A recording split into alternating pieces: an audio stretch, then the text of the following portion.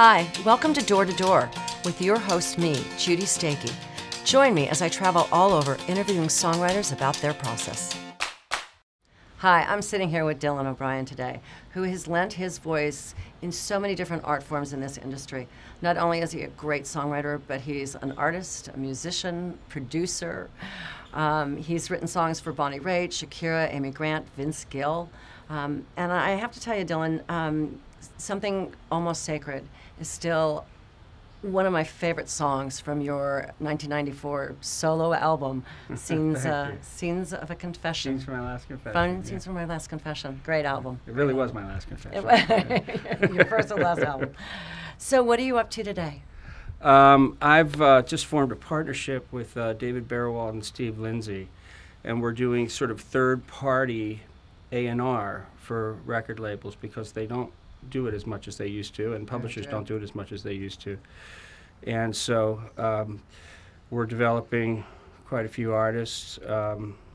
Julian Moon, who is great, a band called The Colors. Bruno Mars is coming back for his third record, so we're going to work on that. And Brody Brown, who worked with Bruno and wrote a lot of those hits, is also doing a record. We're doing that with him. And yeah, several things, and then some outside projects. Great. Just wrote a song with Bonnie McKee for Pitch Perfect 2, and I think that's going to be it. Yeah. That's great. So, first question: how did we meet? We met. I signed a publishing deal with Barry Mann and Cynthia Weil, legendary songwriters, heroes of mine and yours, and you had come in as a song plugger. And we met in a meeting with them many, many years ago. Mm-hmm. So what is your creative process? I have two different kind of ways that I write. One is if I'm writing for myself, and then one if I'm writing in a room with people. If I'm writing in a room with people, I try to fill in the blanks of whatever's missing in the collaboration. Everybody's got their different strengths, and but I try to bring what I bring if I write in a solo context, which is to be thinking of a concept first. Try to have a bite-sized philosophy or something, you know, the phrase that pays, and crystallize a thought, and then so we know where we're going, so we can always write towards that every time. You know. So what inspires you to get up every day and do this?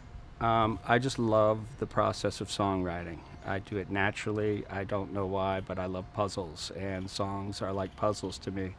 And I like to visualize the pieces and put them together like a Rubik's Cube or something. It's just something I love to do. Yeah. What is the best advice you've ever gotten? Keep it simple. Keep it simple. It's very easy to, yes I do.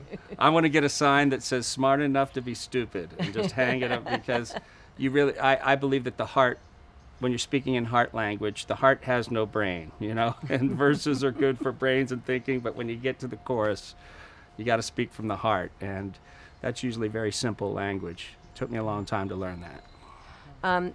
Do you have any great co-writing tip for budding young songwriters out there?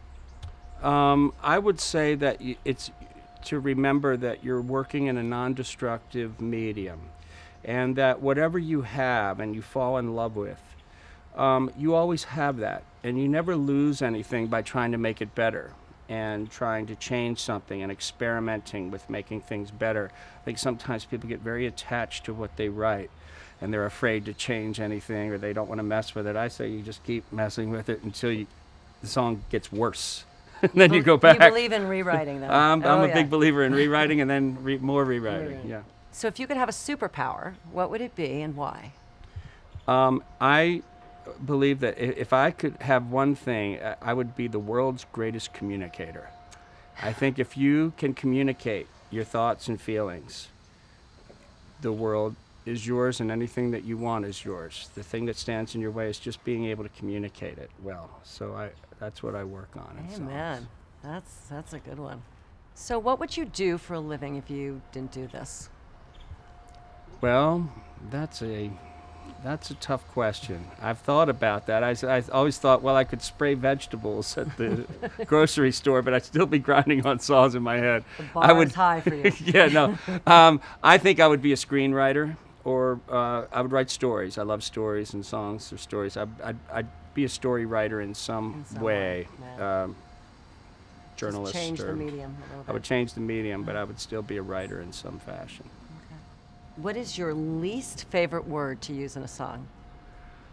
Least favorite word to use in a song? That. That. Okay. I try to get rid of the that's. They don't sing well, and you can usually work your way around them, and they just sort of get in the way.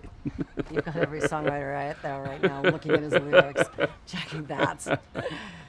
So if you could write with any artist out there that you haven't written with yet, who would it be and why? I think it would probably be Roger Waters. He's always been a hero of mine, and I think in terms of communicating, I think he's probably the best communicator in songwriting.